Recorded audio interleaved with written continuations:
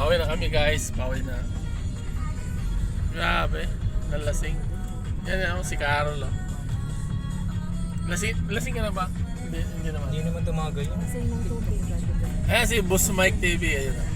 Wala kang TV, nang gumaling na ako. Gumaling ka na. Sabi mo ang poging driver. Hindi naman mo siya. Hindi na nga masyado ngayon eh. Opera ka naman dahil. Hindi, dati kasi masyado siyang pogi, ngayon hindi na naman. Hindi masyado.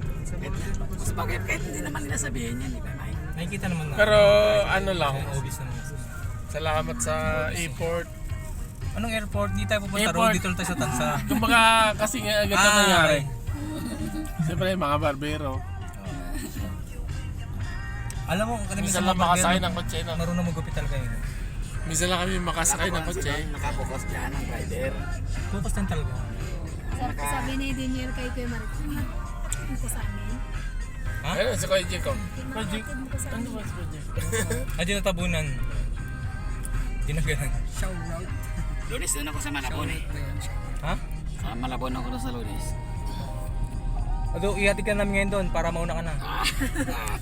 Doon ka na matulog. Nalaman ng mga followers ni Kuya Mark kung nasan ka sa Tingnan lang si Ashing yan, tingnan ko lang. Huwag mo kunan. Ayun! Huwag mo kunan ang driver ha. Maka ano niya. Baka mag ano. Kasi ano, iba makita si Asyong eh. Ayan si Asyong at si Asyong. Kung Asyong Salong. Maka dami mag ano ay sino ba yung driver na yan? Baka kasi Boss, pagkagulo. baka si ano yan, baka si Boss Mike TV yan ah. Baka kasi pagkatilian ng mga babae, akala ipis. Ano daw? Akala ipis ako. Ay! Ganun. Grabe naman yan. Pero ano, grabe. Ang ano mo Mike, Mike, Ah. ipapanggap lang yan ha.